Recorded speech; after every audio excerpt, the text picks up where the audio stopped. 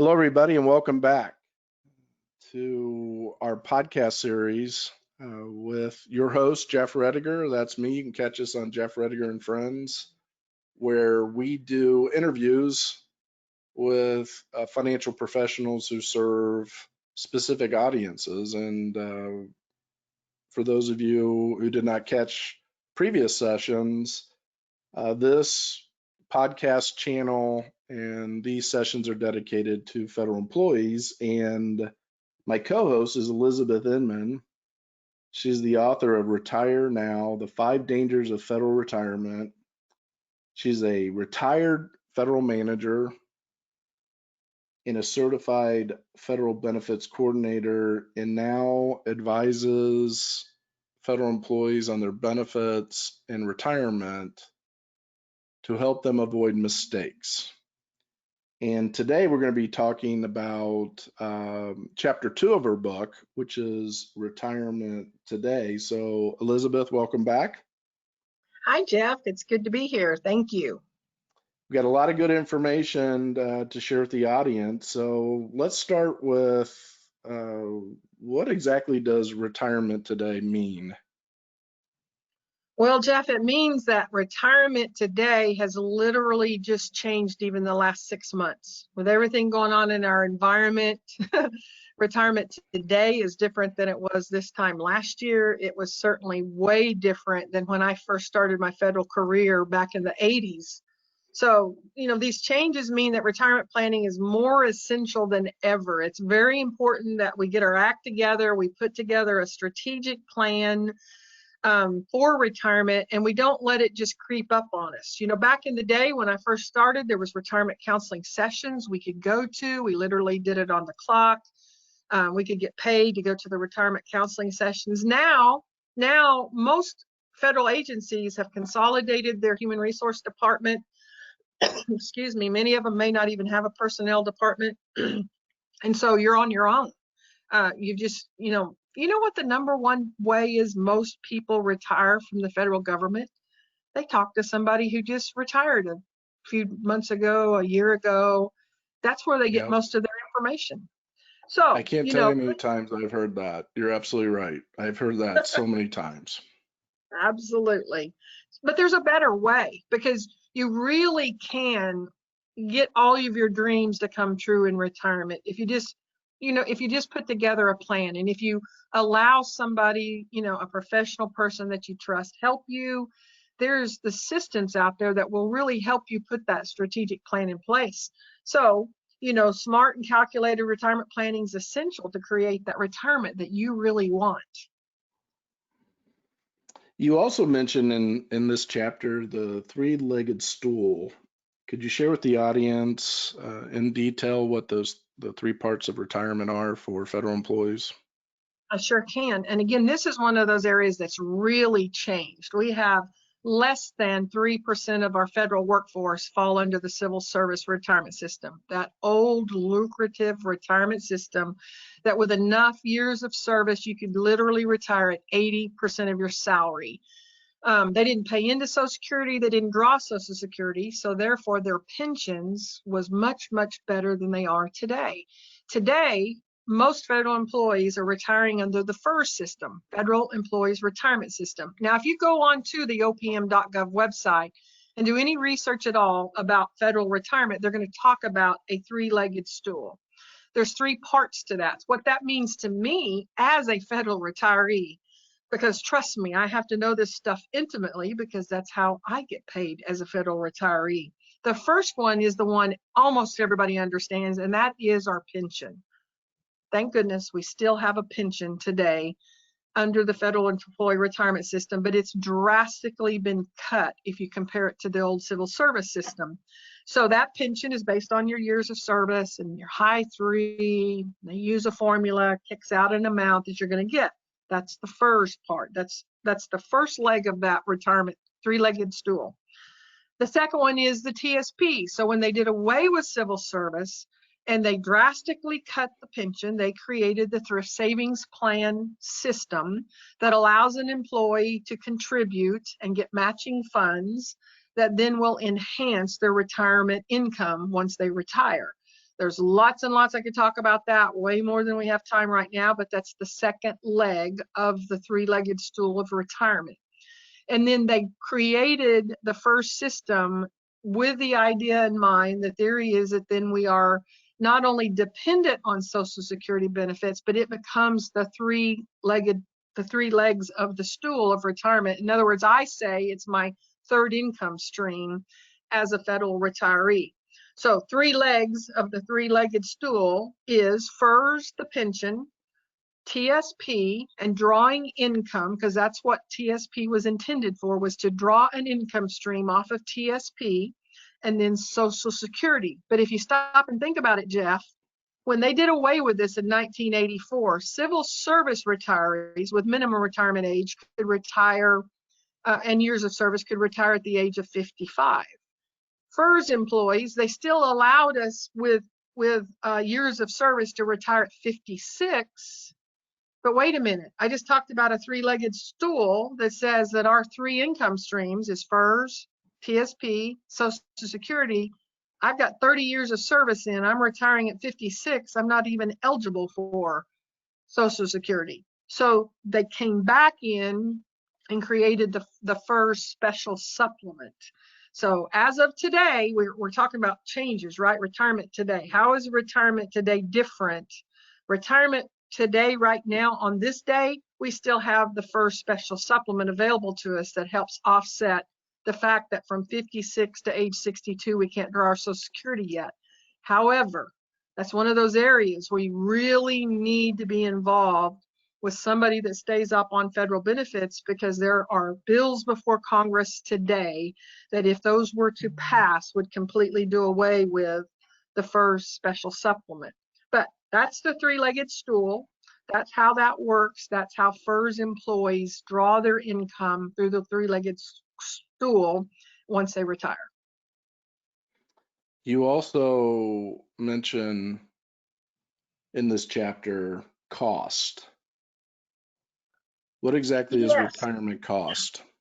Well, you know, the retirement costs more than ever, and for several reasons, have made some massive shifts through an economic climate that is different. You know, when the FERS employees first started in 1984, they were contributing 0.8% into their pension plan. In 2014, that changed to 3.4%. And now, once again, there's a bill before Congress that new hires will be paying 8% of their salary into the FERS system. So that's one way that the cost of retirement has shifted. But there's also other ways that the costs have shifted too. You know, we're living longer. There was a change in our FEGLI costs back in the 1980s. The cost actually went down because the longevity tables were extended, meaning that we're living longer. Well, guess what just happened again in 2018? The longevity table shifted. There was a decrease in our FEGLI premiums because we're living longer. What happens when we retire at, say, 56, 60, and we're living longer? That means the cost of retirement is going to go up because we've got to provide income that's going to take care of our needs and create the retirement environment we want to live under, the lifestyle that we're accustomed to longer in retirement. So you've got to take those kind of things into consideration when it comes to making your plans and putting that strategic plan in place for retirement. There's also a cultural shift in what people desire for retirement. And that means maintaining our working lifestyles and increasing our travel and activities when we're retired. The people that retired in the 50s, 60s, 70s had a whole different goal about retirement versus where our baby boomers are now today. You know, back in the day, people definitely were comfortable knowing that, well, I'm probably gonna have to downsize my house, I'm probably gonna have to drive a different car, and my lifestyle is gonna shift because all I'm gonna have to live on is my pension. Where the baby boomers today say, oh, no, no, no, no, I'm going to sacrifice while I'm working, and I'm going to create an environment that my lifestyle will not change. In fact, it might even get better when I retire. You really, really can put a plan in place. And I've done it many times that I sat down We work the numbers, we take the assets, we take the savings, we take our pensions, put it together, and in the end, people look up and say, I'm really going to retire with more money than I thought when I retire. Well, it is a changing world, that's for sure. For And sure. You know, Jeff, a big part of that is our thrift savings plan. Understanding thrift savings. What was the purpose of it? Because it's called thrift savings plan, too many people thinks it's just a savings account. So, oh, I'll take it out and I'll use it for this, I'll use it for that, not realizing it's one leg of the three-legged stool of our retirement. So understanding while you're working how to manage that thrift savings plan, whether it's the L funds, whether it's the C fund, the G fund, the S funds, the I fund, it's all very, very important leading up to that golden day when we can say, I'm ready and I'm going to retire. and then you also touch upon technology and the impact that technology is having on retirement. Absolutely. I know us baby boomers are kind of on the middle of the fence there. We're forced into using technology at times. You know, myself, I'm not that old, but I can promise you I prefer to print out a piece of paper than I would to read that same piece of paper on a screen somewhere. While we love technology, we also hate technology at the same time, but it can be a tool that's either going to help you or it's going to hurt you as you plan for retirement, and especially once you actually retire. So making wise and informed decisions, you can really make the difference between helping and hurting yourself with technology. Online banking, you're not going to retire and get a paper check sent to you. You have to be comfortable with online banking. Getting information about retirement is mostly done through technology now. We talked about the fact we don't have human resource departments. We do not have personnel people that can sit down and walk us through the process. If you're not good with a computer, you're not going to be able to find the information you need to make good decisions about retirement. So, technology works for us or it can work against us, but I'm a proponent.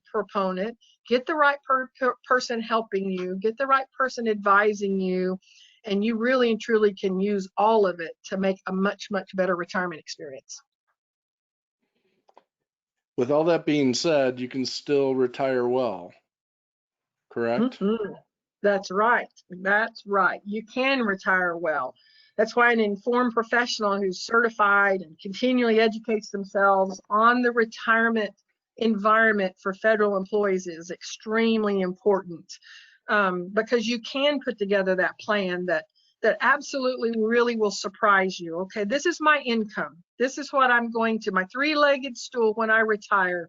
This is what I sacrificed all those years for, is that day when I retire. These are my expenses. Have it spelled out. You know what your expenses are, and look at the bottom line and say, oh my goodness, I really am going to be able to maintain my lifestyle. I really can retire well. So retirement today, very important discussion. In a minute, I'll give you information on where you can get the book and contact Elizabeth. But let's first tee up the next episode. What are we talking about in Chapter 3, Elizabeth? We're going to talk about the importance of federal employees to understand their very own personal risk tolerance. Now, I will tell you that as I worked through my career, had somebody talked to me about my risk tolerance, I really truly wouldn't have even known what that was. Little did I know that my own philosophy towards risk is very critical in what's going to happen when I retire. Now, let me use myself as an example. 2 years before I retired, I had my funds in the L funds, thinking I was being very conservative because my risk tolerance level is very low. But I had done what they said, whoever they are, and I had put it in the L funds, which is a blended fund methodology, and then bam, 2008 hit, and I lost $78,000 in my TSP 2 years before I retired. Do you think that if I had understood what risk tolerance really meant and how that applies to the thrift savings plan and any other accounts I may have towards retirement, it would have made a difference in my own retirement? You better believe it would. So that's what we're going to talk about next time, is understanding your risk tolerance. Well, and it's very important because in 2008, I remember this, quite a few federal employees that we talked to had to defer their retirement because of what you just said. So very That's right. important topic and very timely in this upside down world we're living in right now. So great information. Thank you, Elizabeth. Thank you, Jeff. I sure appreciate the opportunity. So check us out on fedchecklist.com. You can also find Elizabeth's book there, as well as on Amazon, Retire Now, The 5 Dangers of Federal Retirement. If you want to schedule a time or have a specific question, you can do that by going to fedchecklist.com, putting in the comment section that you attended this session. Whatever your questions are, we're here for you. You can also reach us at 888-545-8840. Again, that's 888-545-8840. And check out the next episode. We will be uploading it shortly, risk tolerance. And thank you, everybody. This concludes our session for today.